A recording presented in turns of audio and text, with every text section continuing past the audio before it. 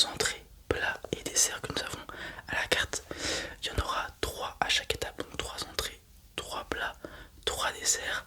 Lors de ces étapes, il y aura forcément une option végétarienne à chaque fois, ou 2 comme pour les desserts. Cette option sera toujours la dernière des 3 que j'ai à vous proposer pour que ça soit plus facile à vous de vous retrouver. Et puis voilà, on vient tester la gastronomie argentine pardon, dans ce restaurant et dans la convivialité. Ok, vous allez voir, c'est une nourriture qui est très fournie, très garnie, très savoureuse et beaucoup liée à la viande.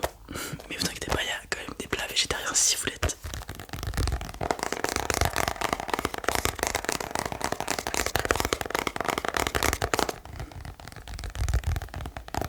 Alors, laissez-moi aller à la page.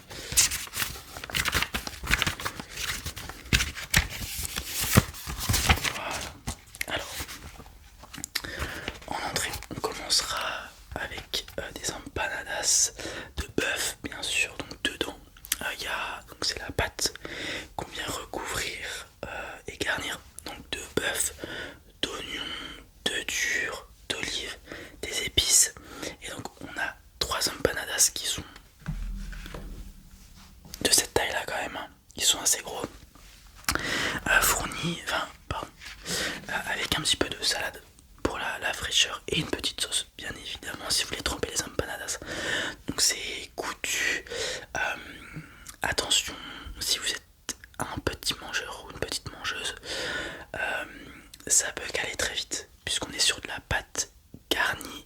Les ravioles sont quand même assez grosses, ça peut vite vous caler. Donc si vous êtes un gros mangeur, cela dit, par contre je vous invite à prendre ça. Ça remplit le bide, ça fait du bien. Ok. Donc c'est super bon. Il y a plein de saveurs avec le bœuf, les oignons, les œufs et tout, et les épices. Et ça se mange comme des petits pains. Ok. Ensuite, deuxième option, on aura les chorizo criollo pardon, avec le chimichurri. Donc le chimichurri, c'est une sauce à base de persil, d'ail, de vinaigre, d'huile, d'origan et de piment. Donc elle est à la fois fraîche puisqu'on a persil, origan, huile, etc. Et un petit picotement avec le piment bien évidemment, puisque sinon ça serait pas drôle. Donc en fait le truc à faire, c'est que le chorizo il est fumé, il est cuit au barbecue, donc lentement, donc il garde son jus, ok, sa saveur, ce qui fait qu'on l'aime, et il a une petite couche croustillante sur l'extérieur puisqu'on l'a cuit au barbecue. Donc il a beaucoup de saveur, il a un fort caractère, on va dire, le chorizo.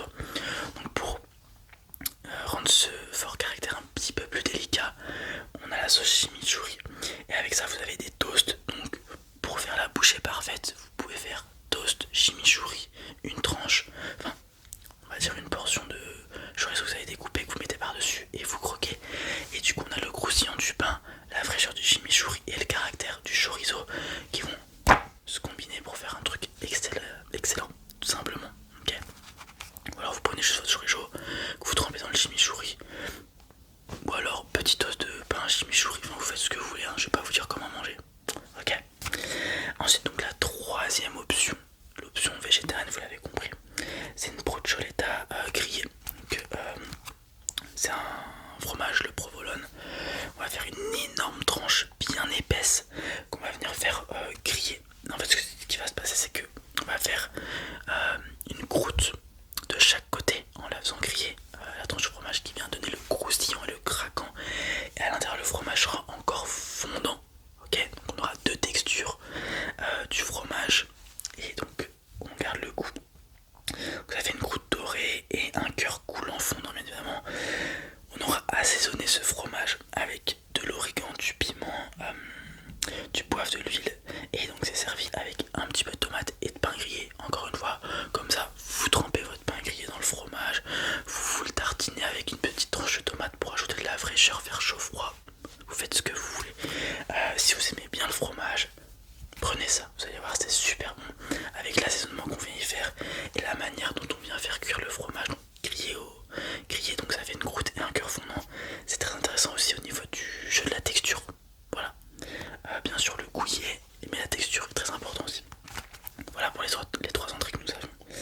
Ensuite on passe au plat. Donc je je l'avais dit, c'est un pays de viandard, l'Argentine. On va avoir un asado. Donc un asado, pour faire simple, c'est une planche de viande. On va avoir entrecôte de bœuf, chorizo, le même qu'on a eu en entrée. Voilà, si vous prenez ça en entrée, si vous voulez prendre ça, je vous invite à pas prendre le chorizo en entrée puisque vous aurez deux fois la même chose sinon. Avec du morcilla, c'est en gros du boudin noir, le boudin noir argentin, pardon. Donc, beaucoup de viande, ok. On a environ 150 à 200 grammes par portion, donc 150 grammes d'entrecôte de côte, de chorizo et de morcilla. Donc, faut être accroché. Et ces viandes sont toutes cuites lentement au parilla, au grill pour faire simple, pour avoir une cuisson lente, pour avoir une viande juteuse et pas sèche, tout en ayant la viande qui est saisie avec une petite croûte, ok. C'est très très bon. C'est servi pour rester dans la DA du barbecue avec des patates rôties et des poivrons rôtis. Franchement c'est un banger, si vous êtes un viandard, prenez ça, ok. Ensuite on a la milanesa napolitane, escalope milanaise légèrement twistée. Elle a été revisitée par les Argentins cette escalope milanaise, puisqu'en fait on vient faire l'escalope panée habituelle, donc avec la chapelure aux œufs, etc.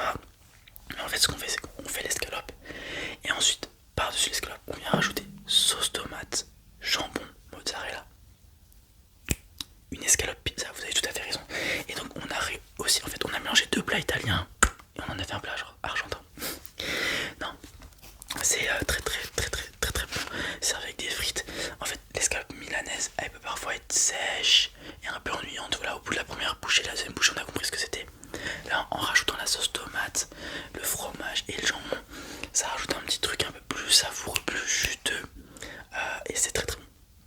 C'est très facile à manger, ça te prend pas le bide comme le plat de viande si vous êtes un petit mangeur. Des petites frites ça fait toujours plaisir, voilà. Généralement quand on a des enfants ou des gens qui sont pas trop viandards ni quoi que ce soit et qui aiment pas le plat végétarien, ils prennent ça et ils sont largement satisfaits parce que c'est très bon, okay. Et le plat végétarien ça va être les pastel de papa. Je vais faire la version française, c'est une sorte d'hachis parmentier. En gros vous avez une purée très crémeuse que vous venez incorporer, enfin mélanger avec lentilles, champignons, oignons, poivrons, maïs, tomates, et on assaisonne avec paprika et cumin. C'est un régal, il y a plein de saveurs, plein de trucs différents, plein de textures différentes. Et voilà, c'est notre option végétarienne pour les plats. Ok.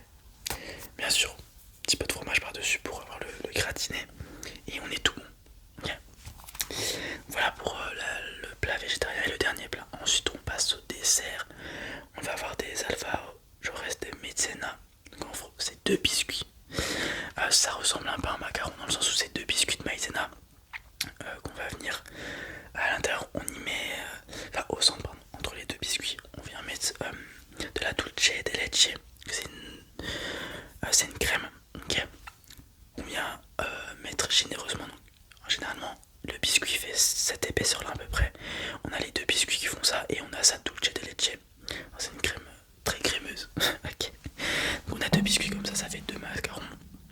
Et donc et c'est recouvert ensuite de coco râpé. Ce qu'on va faire en fait c'est qu'on fait rouler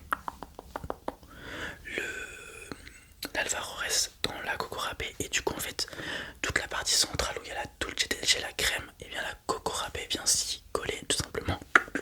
Et du coup on a un petit peu plus de croustillant et de saveur avec. C'est très bon. Voilà. Encore une fois je le redis, ça ressemble à des macarons un petit peu dans l'esprit, dans la DA. Donc si vous aimez les macarons je vous invite à goûter ça. Okay.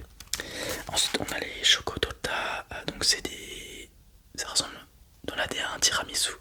C'est des biscuits chocolat trempés dans le café qu'on vient superposer. Donc biscuits chocolat, crème de dulce de leche avec du fromage frais, biscuits au chocolat trempé dans le café, et on fait une superposition. Donc ça ressemble un peu au tiramisu, mais c'est quand même un petit peu différent puisque c'est de la dulce de leche pardon, et non pas de la mascarpone, qui sont deux choses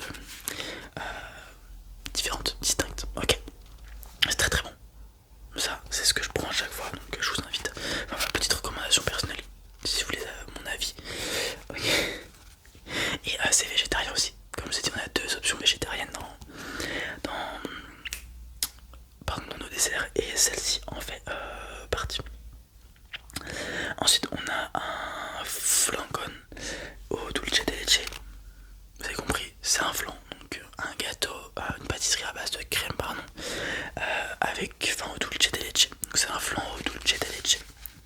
sais pas si vous connaissez enfin si vous savez ce qu'est le dulce de leche. Si vous aimez ça, c'est le troisième dessert où il y a le plus de dulce de leche. C'est très bon. Ok. Donc voilà, je vous ai proposé tout ce que nous avions. Est-ce que vous avez fait votre choix? Pour l'entrée, on prend ça. Ok. Le plat. Vous allez pas être déçus. Vraiment. Elles sont très bonnes. Et ensuite le dessert. Vous pouvez en prendre deux, ouais. C'est de là, ok.